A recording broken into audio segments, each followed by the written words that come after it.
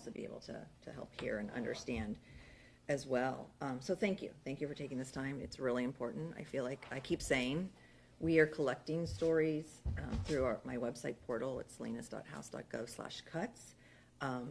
And that's great, and people can be, very articulate and tell. Some people can tell good stories, but it's, I think, often better when you can actually have a conversation. So thank you. So let's start it off with our mayor, and why don't we just do a quick round of introductions too, so you all know each other. Okay.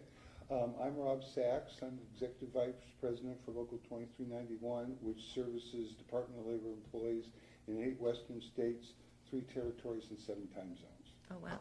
And you live here in Oregon? I live in Tigard. I'm one. Wonderful. Oh great. Well, welcome, Rob. Nice to meet you. My name is Narendra Varma. I'm a farmer out here in Sherwood. Great. So also a constituent, of course. Thank you. Thank you for being here. Right. Hi there. Hey, My name is Matt Newell-Ching. I am the Senior Policy Manager at Oregon Food Bank. We serve 1,200 partner agencies throughout the states and Southwest Washington. Thanks for being here. Good morning, Frank Buick, Mayor of Tualatin. Okay, and why don't you kick it off, Frank? Right. And thank Well, you so I want much to thank again. you very much for coming to Tualatin today. I'm very eager to discuss some of the pauses on some of the grants that cities throughout the region have now experienced that they're not going to receive. Primarily, the first one, the big one for us, is the Tank Up grant. This is a $15 million grant that was awarded to us on August 27th. It was part of President Biden's CFI, or Charging and Fueling Infrastructure Grant Program. This plan involved 17 different cities with 125 different sites where about 500 level 2 network chargers were to be installed.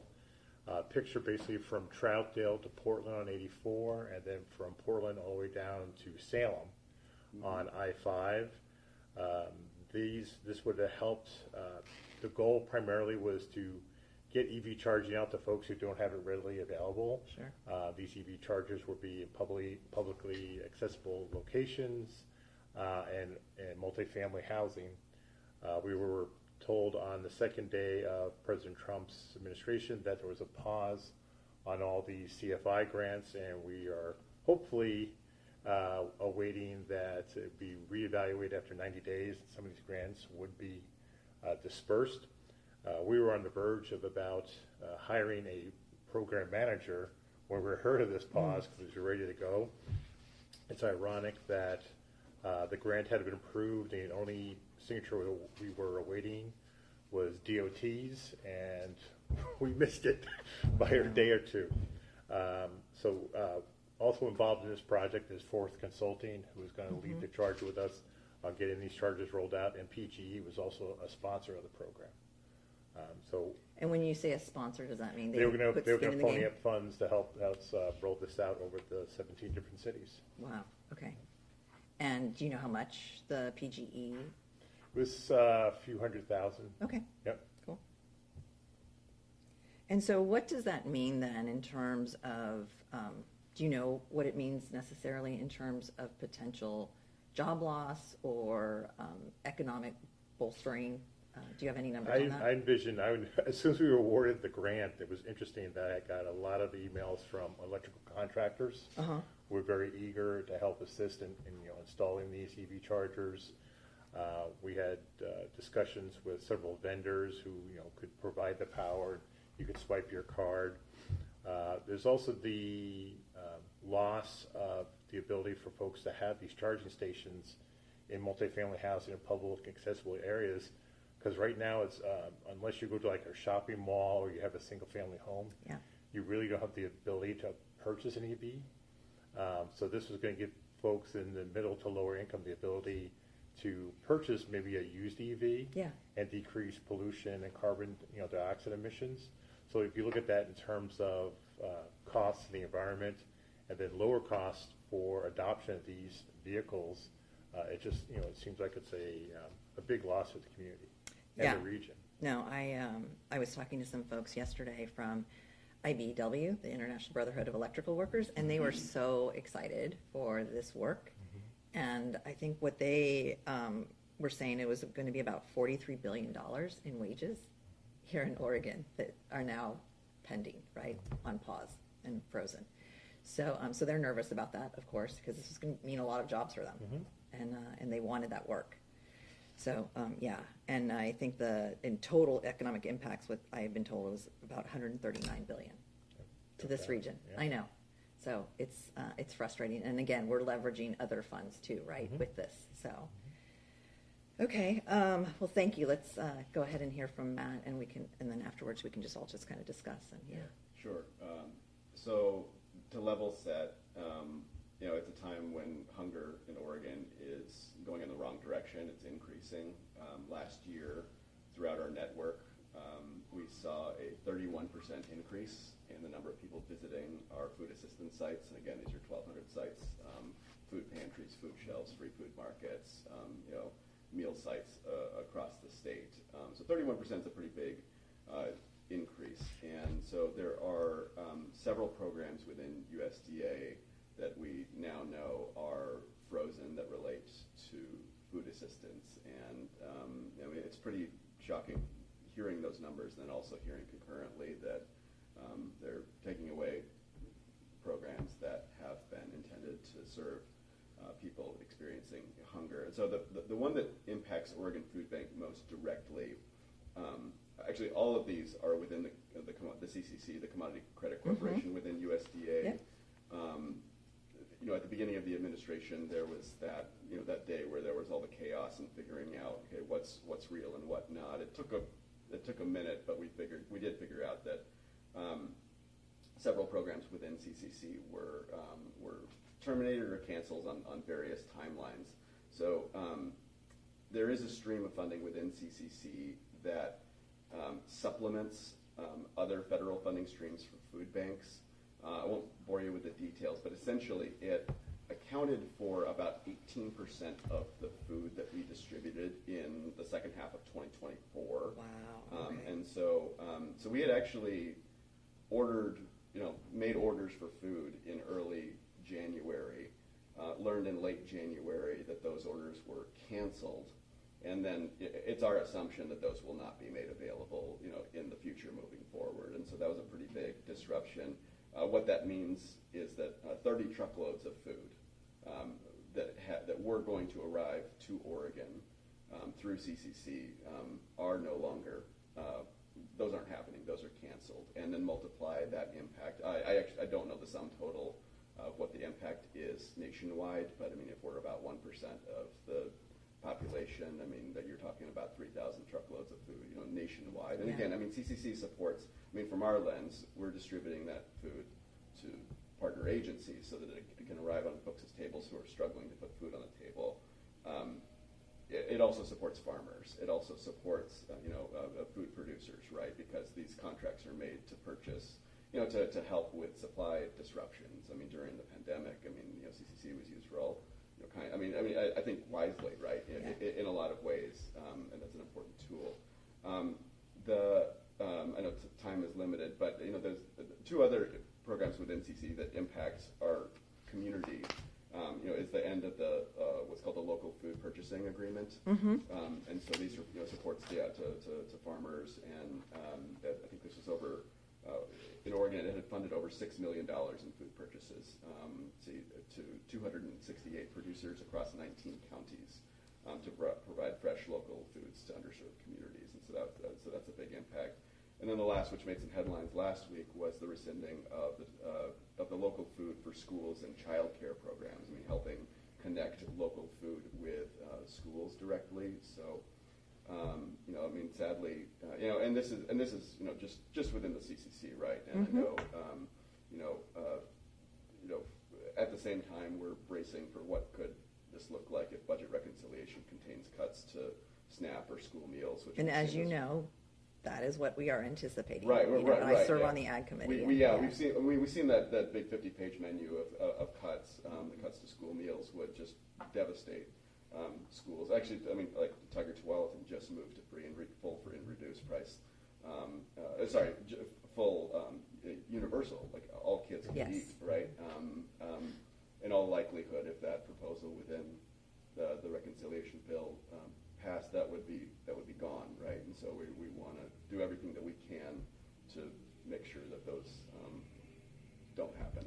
And what are you seeing? What's the Oregon Food Bank seeing right now? I know I've been talking to, Marion Polk, Food Share, and Yeah. others in terms of what the need has been Yeah. kind of post-COVID, but just let's say within the last year, what is Yeah. the need, is it Yeah. stabilizing at all? So no, it's increasing for sure. And I mean, USDA's numbers say this, that hunger is up about a third relative to before the pandemic, right? So a third more people today in Oregon are experiencing hunger than before the pandemic. And we're also seeing that in our service numbers, right?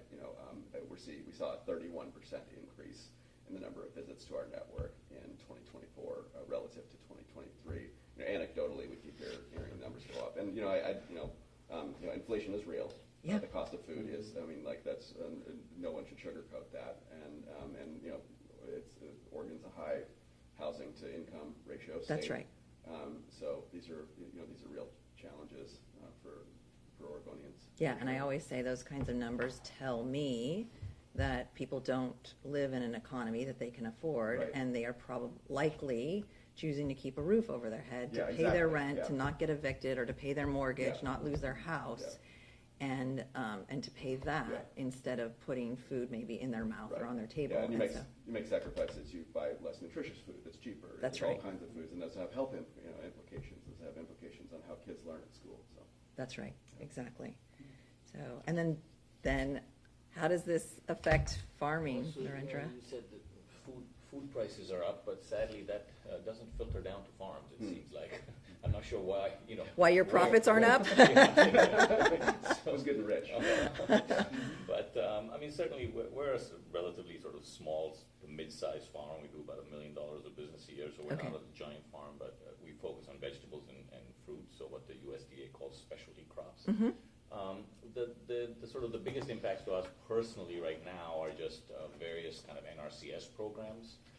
Everything from Equip, where we just put in a bunch of new greenhouses, and although because of knowing that all this was happening, we've been accelerating, putting it in and trying to get reimbursement. The fact is, you're out the money for the materials and the labor before you get reimbursed. So it's very scary to sort of think like, well, am I going to get reimbursed or not? Right now, what we're being told, just on Monday, our NRCS rep was out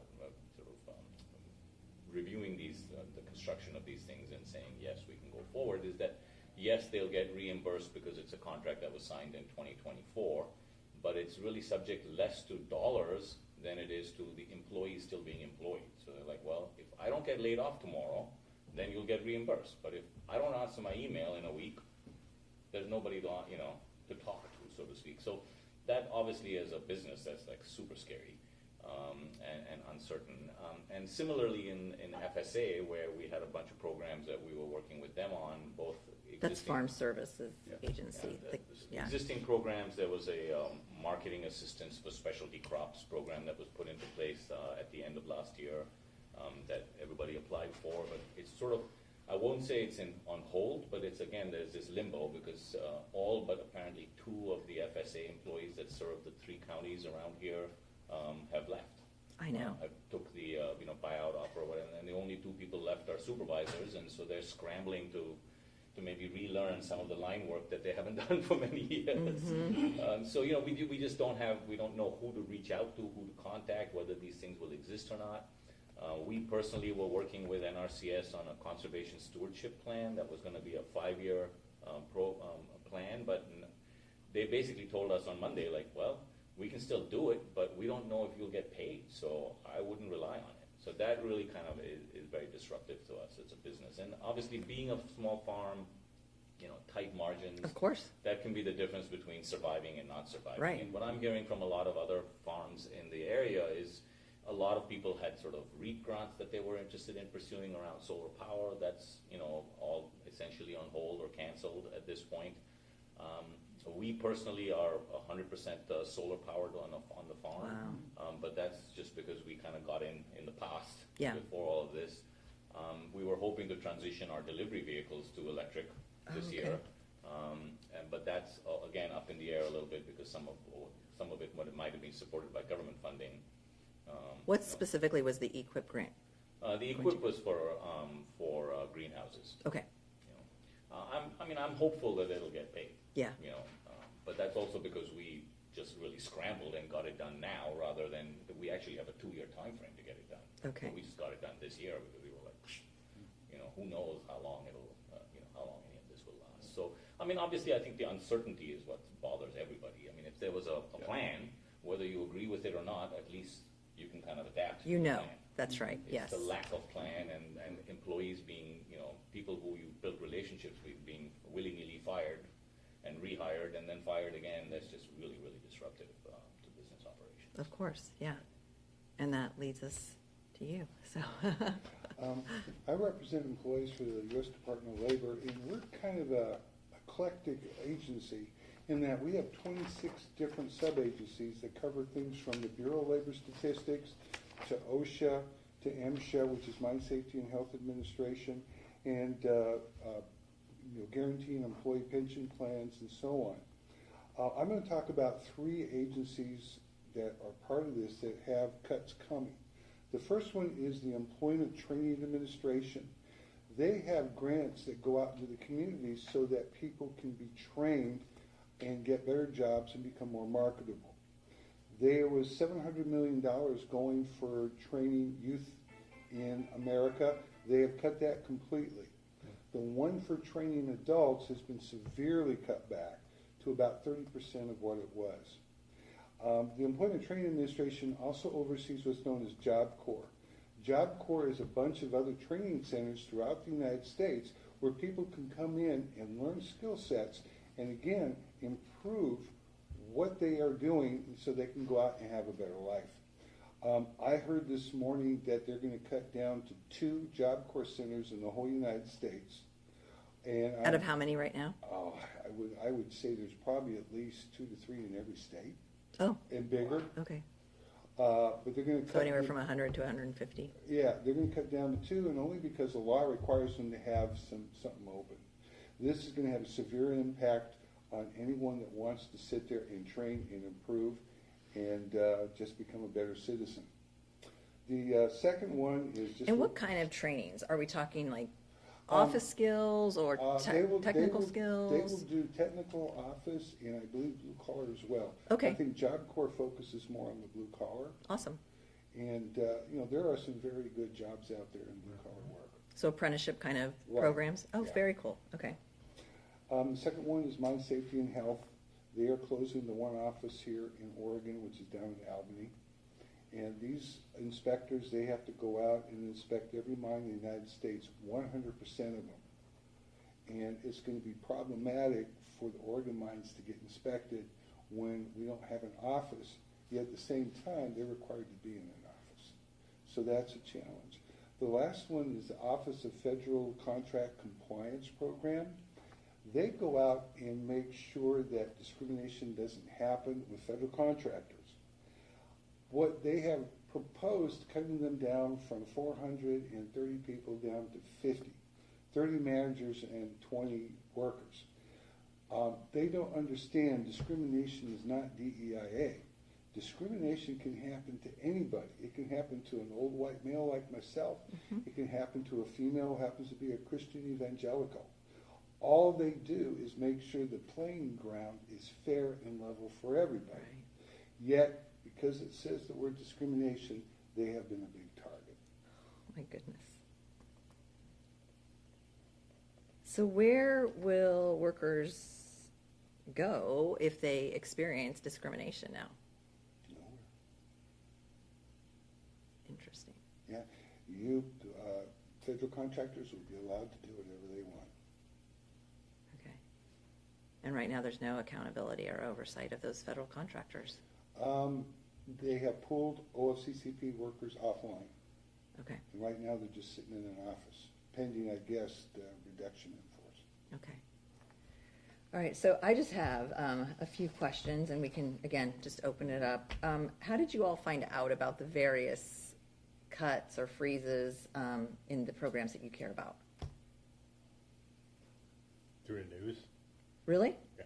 We weren't directly told by the Trump administration. We found out via the news that morning that the grants for CFI were pulled or put on pause.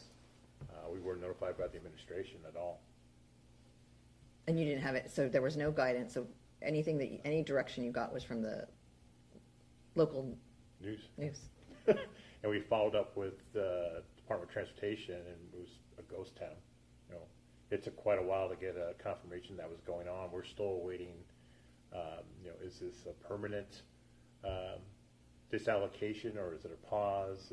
It's hard to get anything back right now from U.S. Department of Transportation due to, you know, staff cuts and people trying to figure out what's going on with all the chaos in D.C.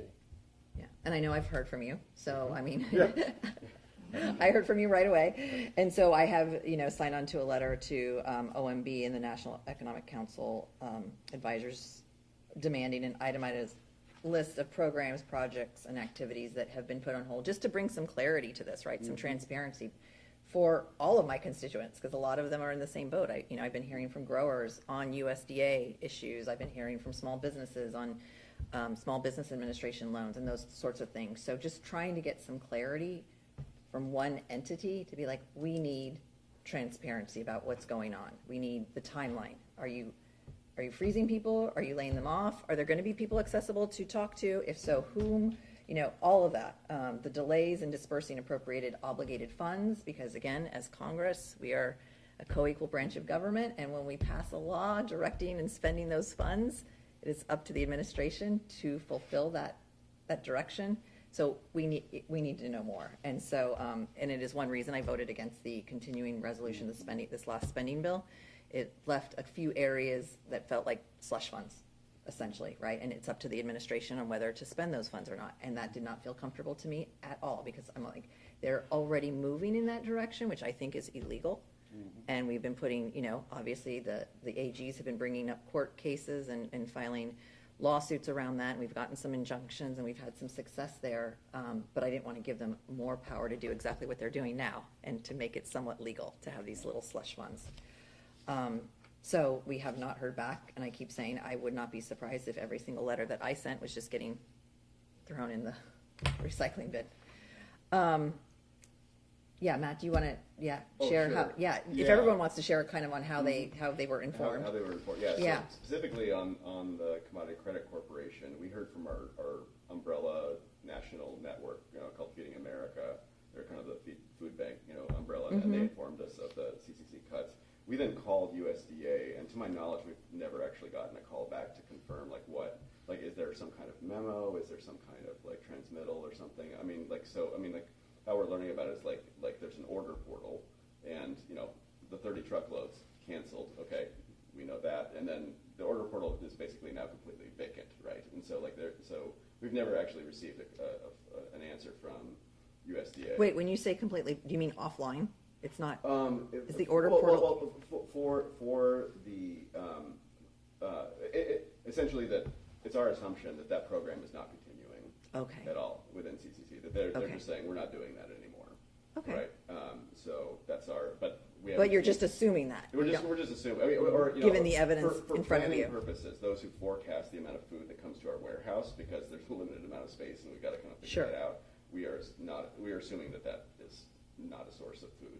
Okay. That's going to be coming anymore. And then, I mean, on that day when all the freezes came, we were just calling our state agencies, and our state agencies didn't know where are people going to receive SNAP. And later in the day, we said, okay, SNAP is okay. We never got an answer about WIC. The state WIC association, was just puzzled. The Department of Education did say that that school meals were going to be frozen. Now, I mean, this is before the courts interceded and said the prices were illegal, but. Talk about chaos. I mean, I think I'll remember that day. I mean, it was one of the worst days that I've had, in this line of work. It's just that uncertainty, and then you're getting calls from people that are going to be like, "Is my SNAP okay? Is my kid going to be able to eat at school?" And in those cases, we're able to say yes, ultimately, but in that moment, there's a lot of fear and uncertainty. So that's what I was saying to a group last night at my town hall in McMinnville is.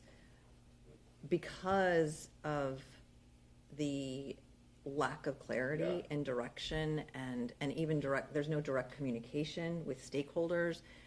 We are trying to get information through different sources, and a lot of times it is through, social media channels or regular, traditional news channels and that sort of thing.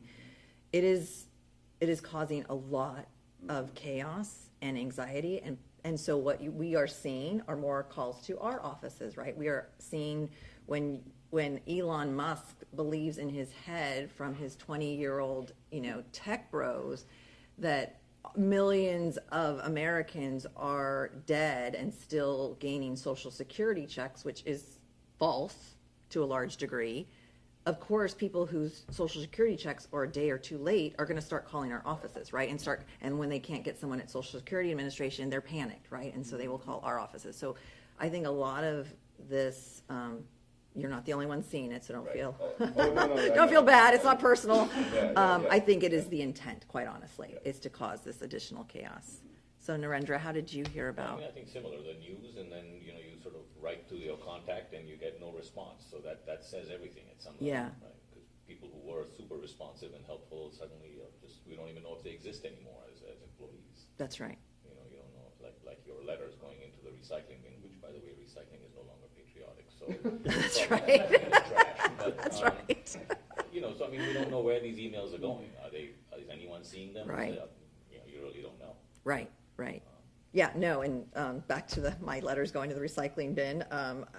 So as I was saying, I serve on the Ag Committee and I serve on the Nutrition Subcommittee. So I signed on with a bunch of my colleagues. There were over 80 of us Democratic members who signed on to a letter on the LFS and LFPA programs, knowing that kids and adults are going to start going hungry. And the CCC had been a topic of discussion in the last Farm Bill reauthorization, and that was one of the sticking pieces too, that we knew that under the Biden administration, because natural disasters fall under that CCC too. And so for specialty crops that have seen, heat domes and ice storms and wildfire, we need that funding. And so, and we've been able to use it under the Biden administration. And it was about, I think, 30 billion. Is that how much? I'm going to get the number wrong. I don't want to say. So, but it was a piece that was under discussion for Democrats, and it was important for Democrats to make sure we held on to that. And so for a lot of us, it was one of the pieces. NRCS was another piece, and all the funding that we had through there. And then the nutrition programs was the third piece, and SNAP. For me, why I couldn't vote for the bill coming out of committee. So, yeah, so clearly it's still, we're on it, or, we're asking the same questions that we were asking of the charging stations. So, Rob, do you want to talk to how you started finding out about all this? I'm very fortunate. My local has a bunch of young members who are extremely computer savvy. And every day I get texted 2 or 3 articles about what's going on as it applies to both Department of Labor and to the government as a whole. Okay. That's how I found out about the thing where they want to sit there and look at all the collective bargaining charges that were incurred in the last year. Also, what we do is AFGE, was American Federation of Government Employees. They will send out action alerts to let us know what's going on. But the problem is so much information is coming so fast. Yeah. It's impossible for us to deal with it all. Yeah. And I've got people who are calling up and crying because they're saying, I don't know if I have a job. Right. I can't do the job I was hired to do because they're not giving me the resources to do it. Right. So it's, the information is there, I can say, but you gotta look for it. Right. And even when you find it, it may be too late to do anything about it, unfortunately. Right. So. Can I go back to the SNAP discussion Yeah. real quick? So local example is the Tualatin Food Pantry. Mm-hmm. They, before COVID, were seeing 300 to 400 families a month. When COVID hit, it spiked to tremendously. But when the temporary SNAP additional benefits went into place, they saw demand go down. Yep. But after COVID ended and those SNAP benefits were rescinded, they saw their population spike by double. They're serving 800 families a month now. Whoa. So my fear as mayor of Tualatin is that if any more additional changes to SNAP benefits, they're going to see the impact of Tualatin Food Pantry because they get food from the Oregon Food Bank Right. as well as donations. But these are things people don't see is that little what they envision of saving a few dollars on SNAP has a big impact on families who are trying to pay their bills. The next thing you know, they're going to 12th and Food Pantry and the Oregon Food Bank looking for assistance, and to double the amount of people to serve was a tremendous reach. And we had the Tiger 12s, and school district was packing, lunches and stuff. I'm just fearful if any more cuts, we're going to have a lot of people go hungry in Tiger and Tualatin. Go ahead, Matt. I was just going to say, yeah, I mean, I plus one to that. The losing 30 truckloads of food is a big deal. Yeah. Don't get me wrong.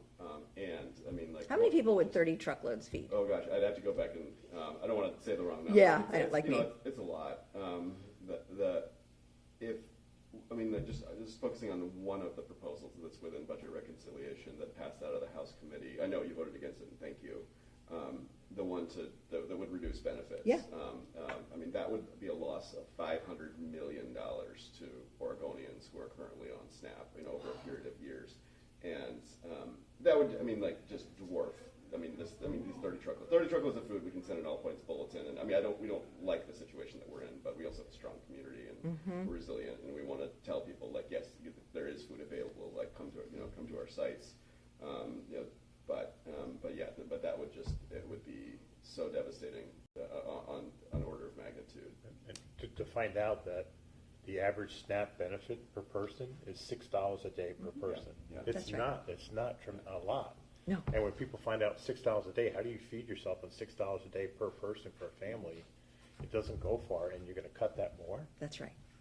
That's right. Well, and I think, and the one thing that I've been telling, again, at my town hall meetings or in any kind of community groups, is let's start finding unlikely allies, right? Or allies that you don't normally work with in your stakeholder group, right? Because we know on like the nutrition side, it's going to affect our growers and our farmers, right? Who actually contribute to SNAP and the Emergency Food Assistance Program. I was working on a bill during the last Farm Bill reauthorization with Jimmy Panetta from California, where we wanted growers to be able to sell directly to USDA through the Emergency Food Assistance Program, so similar to some of these other programs, because the LFS program, I think farmers can sell directly, right, to the food school program. So anyway, things like that, where it's like, and then growers are also not going to have the same demand for food in the same way and the same organized way. A surprising number of farm workers are on SNAP. Exactly. Yes, Yeah. that's right, exactly. So, okay. So what, I think we've covered some of this, but any additional economic impacts that you expect to see from all of this? Obviously, workers are going to be hurt tremendously. That whenever I talk about workers, and I know people may not have an immediate sympathy for federal workers.